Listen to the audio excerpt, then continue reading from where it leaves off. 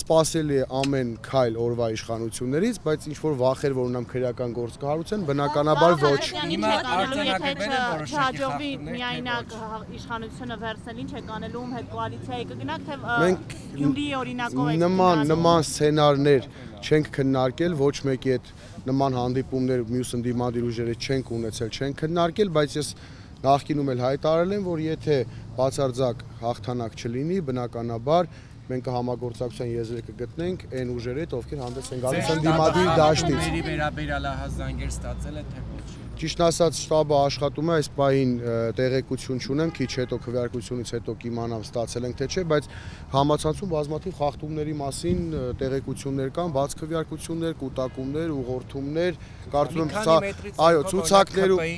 նախընտրական շտաբն է, սա խախտում է թե ոչ, որ ընտրատեղամասինքից ԿՊ նախընտրական պաստառներ են փակցված հենց ընտրատեղամասին։ Եթե 50 մետրից ավել ընտրական օրենսգրքով տեղամասային կենտրոնից 50 մետր շարավիղը չի պավել, բնականաբար դա խախտում է ընտրական օրենսգրքով։ Ընդդիմության հետ գործակցությունի ինչ ձևաչափով եք պատկերացնում կոալիցիոն իշխանություն կազմելու, թե առավելագույն ձայներ հավաքած տեխնացուին ձայներ ապահովելու տարբերակով։ Մենք հայտարարել ենք, որ այն ընդդիմադիր ուժը, ով մեր թիմից հաղթանակ դաշինքից 1 ձայն ավել կհավաքի, մենք պատրաստ ենք ամբողջությամբ աջակցել այդ քաղաքական Հարություն Մկրտչյանը լինի դա։ Չէ, խոսքը վերաբերում է ընդդիմադիրների մասին։ Այն ընդդիմադիր չէ։ Հա, ինքը շատ ուժեղ ընդդիմադիր է։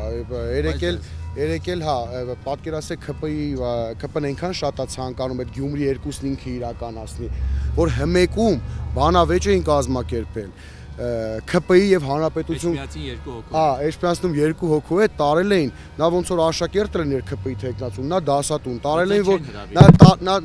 տարել էին որպեսզի ԿՊ-ի տեխնացուն sense ջղայ հանրապետություն կուսակցության տեխնացուն sense ջղային դեմքով ինչ որ բաներ ասի, փորձի ռեյտինգ հավաքի, նույնիսկ ԿՊ-ի հաշվին, որովհետեւ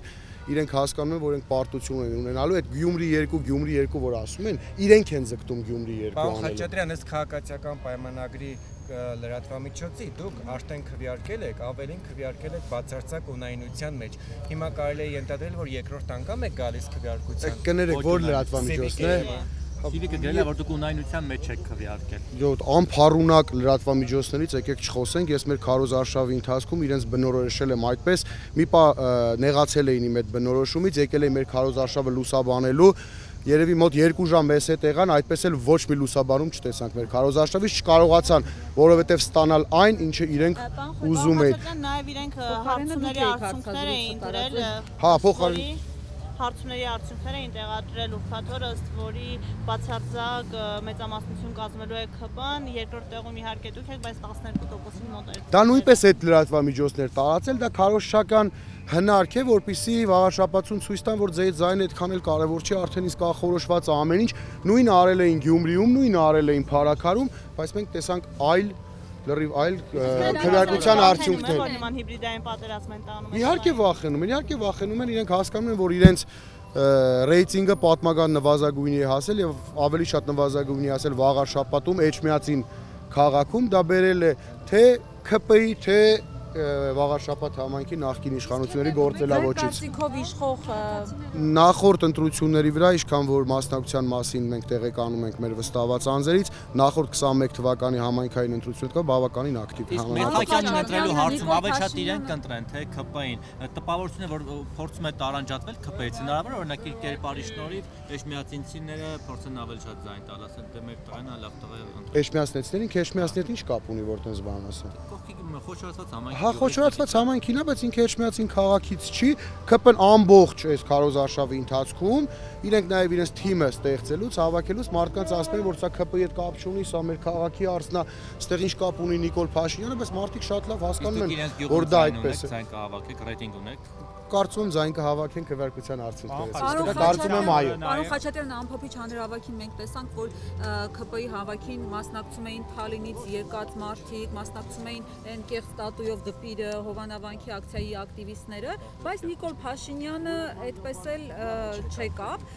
Ինչ է կարծում, պատճառը ո՞րն էր, չէր ուզում Մեխակյանը, որ ասոցացվեր Փաշինյանի հետ։ Ոչ, Նիկոլ Փաշինյանը պատրաստվել էր գալու, որովհետև առավոտից այդ օրվա հանրահավաքի մեր ոստիկանության բաժնում ամբողջությամբ այդ սև բերետավորներն էին, կարմիր բերետավորներին ավտոբուսներով բերել էին, պատրաստվել էին, ուղղակի երևի թե զեկուցել են, որ մարդ չի գալիս, հանրահավաքին վաղաշաբաթի չկա, միայն Օհանավանքի fake պատարակի մասնակիցներն են, այստեղ էլ է լինելու fake պատարակ, այդ fake դպիրների ատամնաբուժերի մասնակցությամբ երևի դրա համար չի մասնակցել։ Պարոն Խաչատրյան, Լևոն Քոչարյանը ձեզ մեքենա է նվիրել։ Ոչ, չի նվիրել։ Սկզբից ասում էին, չէ, սկզբից ասում էին 50 միլիոն դրամ են տվել, հետո ասեցին Lexus մեքենա են նվիրել, այն դեպքում երբ որ ես Lexus մեքենա ունեմ, առել եմ տարուկես առաջ, ամբողջ թղթաբանությունը կա, կարող ենք հրապարակել։ Հետո ասեցին, որ S-կլասի Mercedes, ինձ թվում է այսօր եթե քվեարկության արդյունքները մեր կողմից լինի հաղթանակ դաշինքը, հաղթի չէ, կարող է ասենք Bentley լինի կամ Rolls-Royce։ Իսկ այդ Lexus-ը իրենց սալոնից է կարել։ Երևան Toyota-ից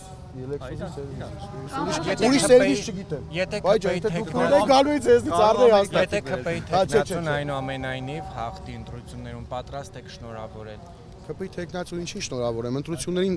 մրցակցին հաղթանակի դեպքում շնորհավորում են ընդհանրապես յուրաքանչյուր պայքարի մեջ, շնորհավորում են, եթե արդար եւ ազնիվ է եղել պայքարը։ Անարդար պայքարի դեպքում ես չեմ պատկերացնում ընդհանրապես շնորհավորել, որովհետեւ դա նախ չեն հասկանա մեր TV անդամները, չեն հասկանա մեր ընտրողները, որովհետեւ այդ խախտումները, այդ անհավասար պայմանները, վարչական եւ իշխանական ռեսուրսի կիրառումը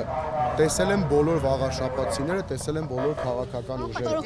Եթե հաղթի ԿՊ-ն անարդարացի է լինելու ընտրությունները այստեղ։ Անարդարիցի արդեն անարդարացի են ամբողջ քարոզարշավը։ Ինչի՞ մասն է խոսքը, վարչական ռեսուրսի կիրառում բարեկամներին եւ միայն իմ բարեկամներին չէ, մեր թիմակիցների բարեկամներին, այլ գիտեմ ընդդիմադիր ուժերի հետ ասոցացվող մարդկանց են, նույնիսկ ասենք իմ ընկերոջ Քենուն են դպրոցի տնօրենից ազատել, ինչա թե իր փեսան իմ ընկերն է։ Ասել են այս մակարը Facebook-ի լայքերի համար են մարդկանց նկատողություն տվել։ Մաշտոցի թիվ 1 դպրոցի տնօրենի պաշտոնից։ Հրամանով ազատել են։ Պարոն Խաչատրյան, իսկ ինչ կնշանակի հոգևոր մայրաքաղաքում ընդդիմադիր ուժի հաղթանակը։ Կնշանակի, որ նախ վաղաշաբաթ համայնքը մոտակա տարիներին շատ ավելի զարգանալու է, շատ ավելի լավ քաղաք ենք տեսնելու եւ իհարկե ամենակարևորը իրենք չեն կարողանալու ասել, որ իրենք փորձում են ամեն գնով այս ընտրություններում հասնել հաջողության, որպեսզի հայ ժողովրդին ասեն նույնիսկ էջմիածնում հոգեվոր մայրաքաղաքում, այսինքն այն քաղաքականությունը, որ իրենք իրականացնում են հայ առաքելական եկեղեցու դեմ, փորձում են դա արդարացնել, որ ժողովուրդը նույնպես վստահում է մեզ այս։ Այսպեսի մի լրացում անեմ, էլի հաշվի առնելով հակաեկեղեցական արշավը այս ընտրությունների կարևորությունը ո՞րն է։ Օրինակ, եթե ԿՊ-ն հաղթում է, սա նշանակում է, որ Փաշինյանին հաղթաթուղթ են տալիս, որ կաթողիկոսին այդ գահընկեցանելու process-ը շարունակվի։ Կարելի է նաև այդ տեսանկյունից դիտարկել հարցը, բայց ես ասել եմ, երբ ԿՊ-ն հասնի հաջողության, հաջորդ քայլը լինելու է հարձակում դեպի Մայրաթորի վրա, իրենց այն ճղճին փոքրոքի ծրագրերը, ինչը պլանավորել են իրականացնել հայ առաքելական եկեղեցու հետ, անմիջապես իրականացնելու են եւ նաեւ 26 թվին իրենց քաղաքական համապետական ընտրությունների հարցն են փորձելու լուծել։ Ի սկզբանե ասել եմ, այսօր մեր վաղաշաբաթ համայնքում ով քվեարկում է քաղաքացիական պայմանագիր կուսակցությանը, քվեարկում է Նիկոլ Փաշինյանի նեղ ընտանեկան անձնական կուսակցության շահին։ Որ եթե ինքը լինի, հա, ընտրվի քաղաքապետ, թույլտվություն է տալու, որպեսզի Մայրաթորի դեմ այդ արդեն հայտարարված հավաքը տեղի ունենա։ Եթե դուք ընտրվեք քաղաքապետ, այդ թույլտվությունը ինչ է կանելու Հարություն Մկրտչյանին։ Իսկ ինչի Հարություն Մկրտչյանից ուրիշ բան եք սպասում, որ կարող է ինչ-որ հոգևոր արժեքների վերաբերող, ազգային արժեքների վերաբերող լավ բան ասի։ Ես բնականաբար, եթե դա համայնքապետանի իրավասության տակ է լինելու, ես թույլ չեմ տալու։ Ես հայ առաքելական եկեղեցու հետևորդ եմ, ես վստահ եմ, որ իրենց այս արշավը եկեղեցու ինստիտուտի դեմ է, ոչ թե ինչ-որ որոշ հոգևորականների։ Խախտումների հետ կապված լռության օրը մենք տեսանք, որ նաև նախարարի մակարդակով իրենց Facebook-յան գրառումներով քարոզարշավ են նշանակում, ինչը խախտում է։ Ինչպես նաև Տարոն Չախյանի պատկանող էջերը։ Եվս եղել է լռության օրվա հետ կապված խախտումներ։ Ես ինքս ցանցերից դուրս չեմ նկատել անկեղծ ասած, որովհետև բավականին զբաղված ենք եղել, մենք կազմակերպչական հարցերով մեր նախընտրական շտաբով, ինչ վերաբերում է իրենց նախարարին, իրենց նախարարները իրենց նախարարությունները թողած արձակուրդ են վերցրել, եկել այստեղ մասնակցում են քարոզարշավի հանրահավաքների ժամանակ այտենց հանդիսավարի դեր էին կատարում, խոսքը փոխանցում այս նախարարին, խոսքը փոխանցում այն նախարարին, ինչ որ անհասկանալի, ինչ որ անհասկանալի process էր, Խուդատյանն էլ իր ամբողջ խոսքը վերածել էր փոխանակ խոսել իրենցից քաղաքացիական պայմանագրի թեկնածուից, ամբողջությամբ ընդդիմադիր թեկնածուներին էին փորձում վարկաբեկել, փորձում սևացնել, բնականաբար իրենց մոտ դա չստացվեց, վստահ եմ, որ մենք դա այսօր տեսնելու ենք, ամեն դեպքում նախարարին վայել պահվածք չի։